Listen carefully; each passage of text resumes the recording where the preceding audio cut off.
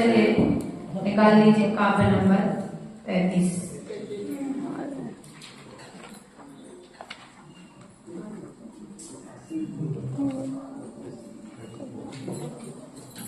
अश्विन न पार भव वारी निधौ मुनीश मन्ये न मे श्रवण गोचरताम् गतोषि आकर्णिते तु तव गोत्र पवित्र मंत्रे किं वा विपद विष धरी शविधम समेति अस्मिन् पारि भगवारि निधौ मुनीश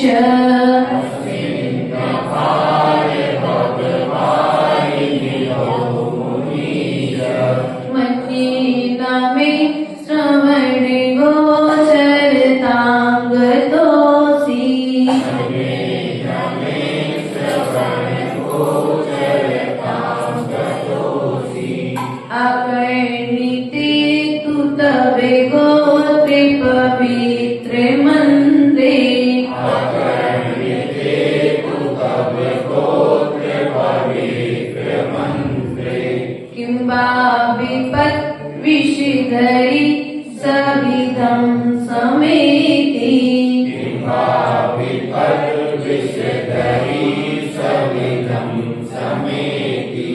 जन्मान्तरे पितव पादियुगं नादेव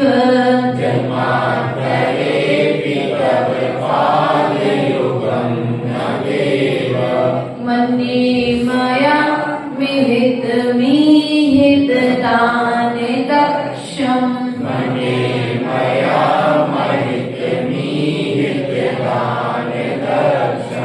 तेने जन्मनि मुनीश पराभवाना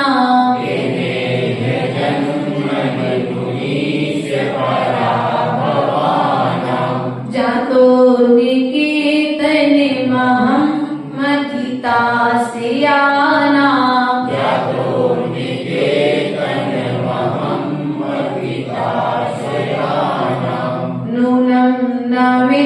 नूनं नमोहिति मेरा व्रतलोचनेन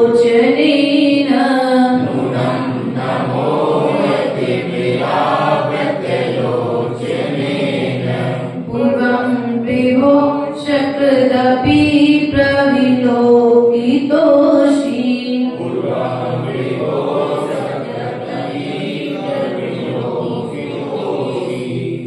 मर्मा विभो विदुरयन्ति मामनर्था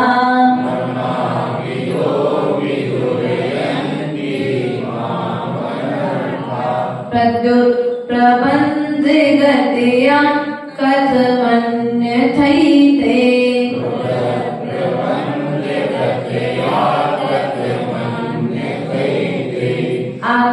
आकर्णितोऽपि महितोऽपि निरीक्षितोऽपि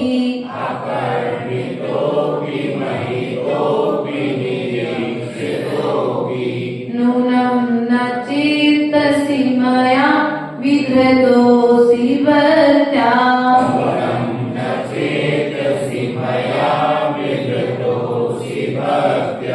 जातोऽस्मि तेन जनबान्धवदोते पात्रम्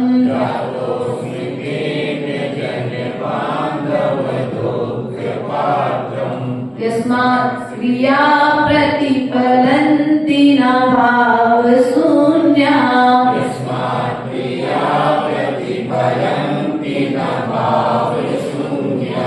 चलिए इनको चार तरकीब बताइए। इन चार काव्यों को पढ़ने में कहीं तकलीफ तो नहीं हो रही आपको? बोलो तो पहले काव्य से नहीं हो रही भैया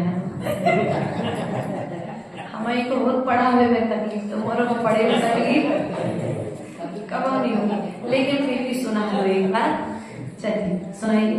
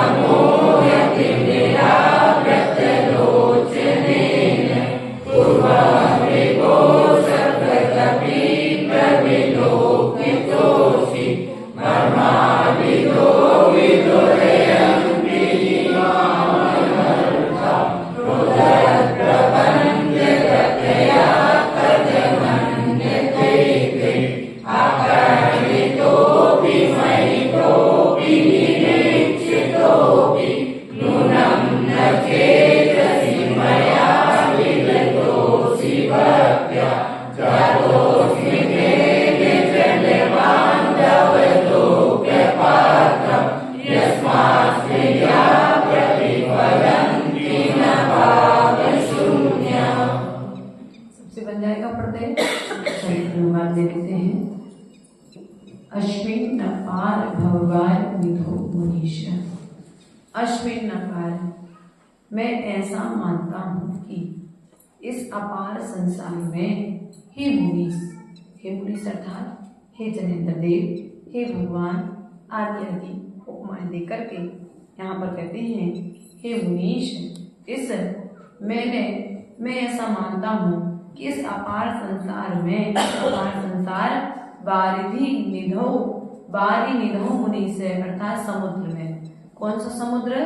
संसार समुद्र में। भव अर्थात संसार, भव अर्थात संसार, बारी अर्थात जल से जो भरा हुआ है समुद्र।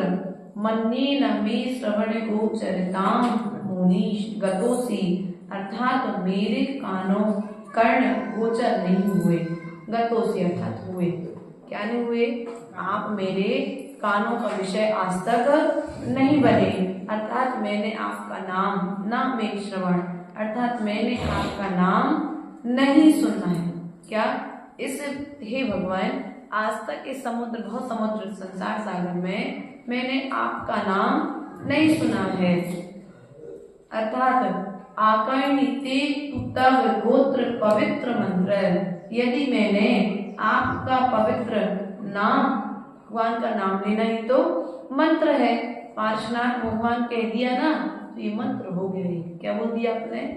पार्श्वनाथ अकेला भी बोल दिया तो ये मंत्र हो गया। फिर आपने बीज अक्षर आदि लगा दिए, ओम ह्रीम हरम श्री पार्श्वनाथ नेत्राय नमो नमः, ये बीज अक्षर लगा दिए जो आपने आगे पीछे में। तो ये जो मंत्र हो गए, बीजाक्षर के लगने पर वह मंत्र पूर्णता को प्राप्त हो गया। लेकिन पार्श्वनाथ भगवान का नाम अकेला भी मंत्र है। अर्थात आपके इस पवित्र मंत्र का आकर्णिते अर्थात सुन लेते। क्या सुन लेते? यदि आपका नाम मात्र भी हम प्राणी सुन लेते। किंवा विपद विषधरी अर्थात क्या विष को धारण करने वाली, विषधरी अर्थात नागिन। क्या कहा यहाँ पर? विषधरी अर्थात नागिन। नागिन अर्थात विषधरी नागिन अर्थात विपत्तियों के लिए विषधरी नागिन की उपमा दी गई है। विपत्ति जो दुख संकट आपके ऊपर आते हैं ना, उन विपत्तियों के लिए यहाँ पर विषधरी नागिन की उपमा देते हुए आचार्य भगवान कहते हैं क्या? वह अर्थात वह है विषधरी नागिन सविधम समेती अर्थात क्या वह नागिन मेरे पास में आती अर्थात नहीं आती। यदि मैंने आपका नाम मात्र का उच्चारण किया होता, आपका नाम भी सुन लिया होता तो ये विपत्तियां हमारे पास में नहीं आती। इससे यह निकलता है कि मैंने भव भव में आपका नाम भी नहीं सुना है, इसलिए आज मुझे संकटों का सामना दुख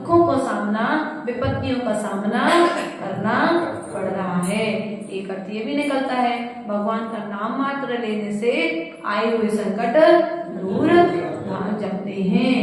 जन्मांतरे भी तब पाद युगम न देवे, कि भगवान जन्मांतरे भी भव और भवांतरों में, भव और आज जो है वो भव है, भवांतर अर्थात जो पूर्व में अपन अनंत अनंत भवों को जो छोड़ करके आ गए हैं, भवांतरों में अपि अर्थात भी तो मतलब आपके पाद मतलब चरण युगल, चरण युगल पाद युगल आया ना अर्थात चरण युगल का, न देवे अर्थात नहीं, देव अर्थात हे देव, मन्ये न में मिहित मिहित दान दक्षम अर्थात चरण कमलों की पूजा नहीं की। क्या नहीं की मैंने आज तक आपके चरण कमलों की, मन्ये मैं मानता हूँ, मिहित मिहित अर्थात मैं ऐसा मानता हूँ कि हे भगवान मैंने आज तक आपके जन्म भव और भवांतरों में, जन्म और जन्मांतरों में आपके पाद मूल की, आपके चरण कमलों की पूजा नहीं की है। इसलिए तो तेने है जन्मनि मुनीस परा भवानाम, इसलिए तो मुझे अनंत अनंत जन्मों में आपदाओं का स्थान हुआ हूँ। क्या हुआ हूँ? मुझे अनंत अनंत जन्मों में दुखों को भोगना पड़ा है। मथिता अर्थात जातो निकेतन महम महिता सयाना अर्थात इस जन्म में चित्त को जिन्होंने ऐसी आपदाओं का स्थान हुआ हूँ। यहाँ पर क्या कहते हैं कि जो चित्त को जैसे तिरस्कार होता ना, अपमान होता कभी आप लोग का घर में, बच्चे करते हैं, कभी पति करता है, कभी सास करती है, तो कभी ससुर कर देता है, कभी दोस्त कर देते हैं, तो कभी पड़ोसी कर देता है, अर्थात जिनसे हमें उम्मीद नहीं होती है, वे जब हमारा तिरस्कार करते हैं ना बड़े भैया, तो ऐसा लगता है कि इससे अच्छा तो जहर खा करके मरना अच्छा है, अपने किसी से तिरस्कार और धोखा खाने की अपेक्षा। ऐसा लगता है ना उस समय। तो यहाँ पर यही बात कह रहे हैं कि भगवान आज तक मैंने आपके चरण कमलों की पूजा नहीं की है, इसलिए आज मुझे भव और भवांतरों में इन संसारी प्राणियों के दुखों को, मर्मों भेदी तिरस्कारों को झेलना पड़ रहा है। अर्थात यहाँ पर कहती हैं यदि तुम्हें तिरस्कार से बचना है तो जिन्हें भगवान का सम्मान, भगवान की पूजा करो, भगवान का बहुमान रखो, क्योंकि भगवान का जब बहुमान रखोगे, भगवान के मंदिर में आकर के तुम किसी दूसरे का तिरस्कार नहीं करोगे। तुम्हें लग रहा है कि मैंने मंदिर में खड़े होकर के दूसरे का तिरस्कार कर दिया, मेरी वाहवाही हो जाएगी। ध्यान रखना, दूसरे का तिरस्कार तो तुमने किया तो किया ही, साथ में देव शास्त्र गुरु के सामने जो झगड़ा किया है, उस झगड़े से तुमने गुरु का भी अपमान कर दिया, शास्त्र का भी अपमान कर दिया और प्रभु का भी अपमान कर दिया है। अर्थात तीनों का जब तिरस्कार किया है तो तीन लोग में तुम्हारा भी तो तिरस्कार होना संभव है। इसलिए प्रयास करना चाहिए इन तीन स्थानों पर आकर के हमें यदि तिरस्कारों से बचना है तो इन तीन स्थानों पर आकर के इन तीन की सम्मान सदा करना चाहिए। अब यहाँ पर कहती हैं नूनम न मोहिते विराव्रत लोचने, नूनम अर्थात हे प्रभु निश्चय से, मोहित विराव्रत यदि मोह रूपी अंधकार से आच्छादित, कैसे आच्छादित? मोह रूपी, आच्छादित अर्थात ढका हुआ, मोह से ढका हुआ, आच्छादित, अंधकार से आच्छादित नेत्र वाले। उसके पश्चात में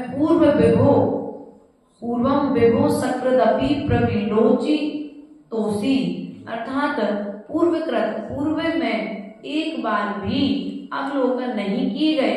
अर्थात मुझे आंखें तो मिली, लेकिन इन आंखों से भगवान मैंने दुनिया के सब पदार्थ देखे, सब चीज देखी, लेकिन मैंने इन आंखों से एक बार भी आपको नहीं देखा। है ना, आप भोगों की सामग्रियों का तो निहारा है, अपने पोते को तो कितने प्यार से देखते हो ना भैया। जिनके घर में पोते हैं, जिनके घर में बेटी के बच्चे हैं, कितने राग से देखते हो। जितने राग से, जितने मोह से तुम अपने घर में जन्मी हुई नई संतान को देखते हो, उतने ही प्रेम के साथ में यदि प्रभु को निहारोगे तो असादा वेदनी कर्म तुम्हारे जीवन में आएगा नहीं। यहाँ पर वही कहते हैं कि भगवान मैंने मोह की वशीभूत होकर के ये आंखें तो मुझे मिली, लेकिन मैंने पूर्व सक्रदपि पूर्वे में बार एक बार भी प्रविलोकितोषि अर्थात मैंने आपका अवलोकन नहीं किया। अवलोकन करना अर्थात देखा नहीं है। अब भगवान पार्श्वनाथ के दर्शन करो तो कैसे दर्शन करो? काले रंग के हैं, कितने सारे फड़ हैं, ऐसे दर्शन करोगे क्या? दर्शन कैसे करोगे? दर्शन करने की विधि क्या है? भगवान को देख करके भगवान के जैसे बनने की भावना भीतर में आना, भगवान से बार बार ये कहो कि भगवान जैसे आपने अष्ट कर्मों का नष्ट कर दिया है, वैसे मेरे जीवन में भी वह दिन आए कि मैं आपके जैसे हाथ पे हाथ धर करके आपके जैसी साधना करके निर्द्वंद होकर के संसार से पार हो जाऊं। हे भगवान आपके जैसी शक्ति और आपकी जैसी क्षमता मुझे चाहिए कि कमठ जैसे जीव आप पर उपसर्ग करते रहे, लेकिन फिर भी आप अपनी साधना से डिगत।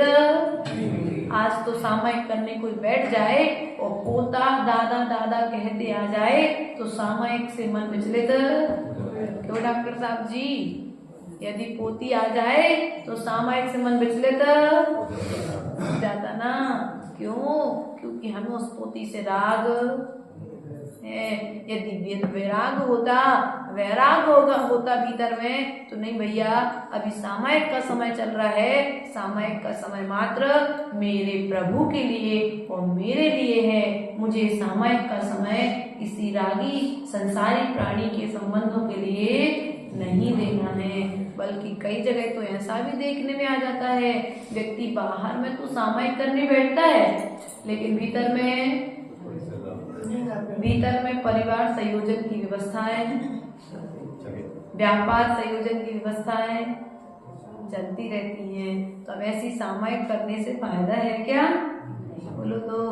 बल्कि गुणों के जागरण के लिए सामायिक करने बैठे थे, लेकिन बैठ तो गए, एक स्थान पर बैठने का संस्कार तो बना लिया, कोई बात नहीं। यदि कोई पाप कर्म से सामायिक करते समय तुम्हारे भाव उत्तीर्ण हो गए तो एक जगह जाकर के पेड़ बन के खड़े हो जाओगे, पत्थर बन के बैठ जाओगे, एक अंतरी बन जाओगे, छिपकली जैसे एक स्थान पर रह आओगे, फिर मंदिर में इधर से उधर घूमोगे फिर। इसलिए जब सामायिक करने बैठो तो मायाचारी का त्याग करके बैठना।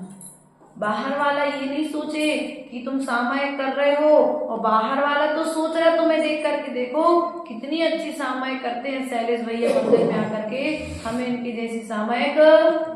लेकिन शैलेश भैया को पता है हम सामायिक के समय सामायिक करते हैं, सामायिक के समय में क्या करते हैं। इसलिए प्रिय बंधु, अपने भीतर के विचारों को हमें व्यवस्थित करना पड़ेगा, क्योंकि बाहर के तो व्यवस्थित करने में लगे हैं, रूम को व्यवस्थित करने लगे हैं, कपड़ों को व्यवस्थित करने में लगे हैं, अपने बॉडी को व्यवस्थित करने में लगे हैं, लेकिन परिणामों को सेट कब करेंगे? बालों को सेट तो रोज करते हैं, लेकिन परिणामों को सेट कब करोगे? इसलिए परिणामों को सेट करने का प्रयास करोगे, तभी जाकर के तुम परमात्मा के जैसे बन पाओगे। तो यहाँ पर यही बात कह रहे हैं कि हे भगवान, मैंने एक बार भी मोह के वशीभूत होकर के मैंने आपको निहारा नहीं है।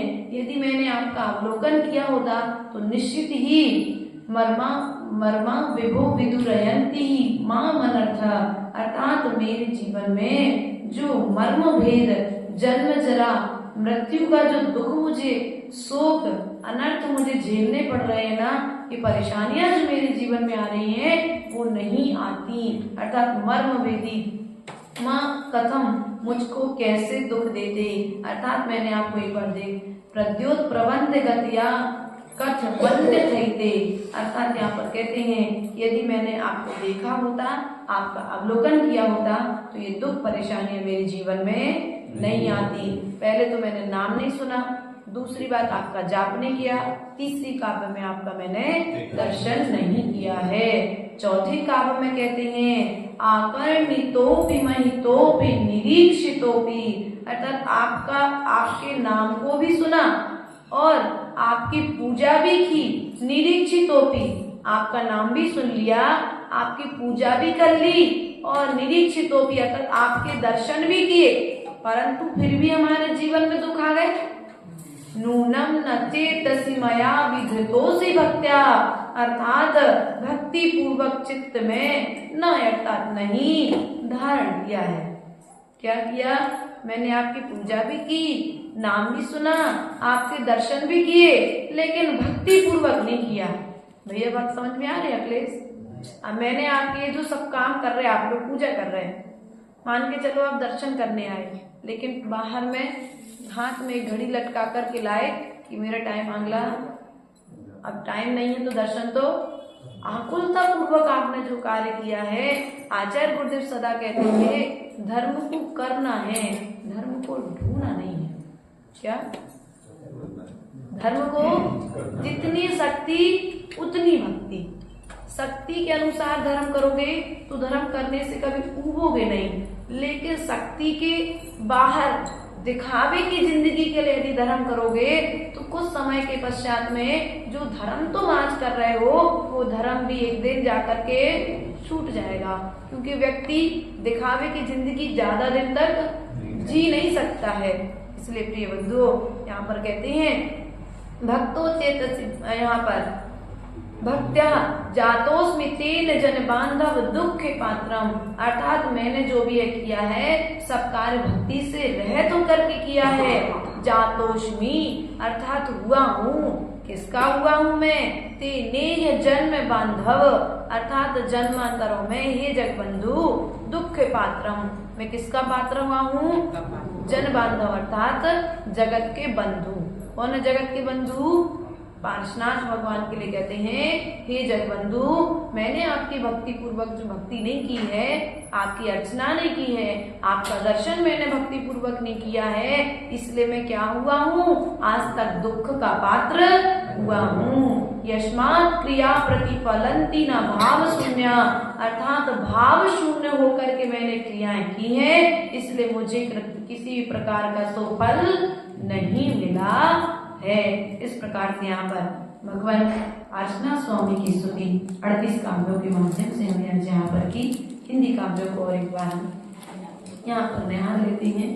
संकट मोचन पार्श्वनाथ की इस अपार भववारिधि में, नाम सुना है नाम नहीं सुना है, नाम आपका विपदाओं की जल निधि में। सुन लेता यदि नाम मंत्र दो विपदाओं की ये नागिन, सचमुच सामान्य रहा मैं कभी पास क्या आती जिन, जिनवर तेरे चरण युगल को कभी नहीं मैंने पूजा, मनोकामना वरद कुशल जो पूजा संपन्ना दूजा।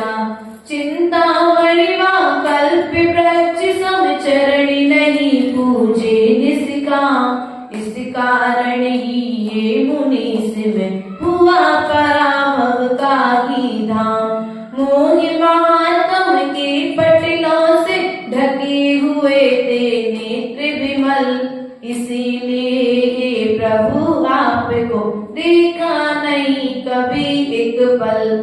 दर्शन जो कर लेता, दर्शन जो तेरा कर लेता, उद्यागत कर्मों के बन, क्या मुझको दुख दे सकते थे क्षण भर में होते निर्बन।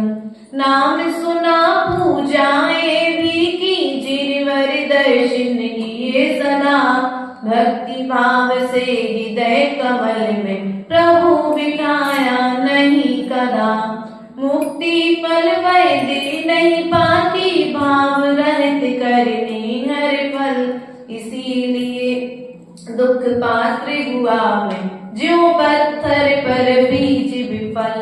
अर्थात जिस प्रकार से पत्थर पर बोया गया बीज फल को देने वाला नहीं होता है, उसी प्रकार से भाव शून्य होकर के की गई क्रियाएं तुम्हें किसी प्रकार के फल को देने वाली नहीं होती हैं। बोले पार्श्वनाथ भगवान की जय।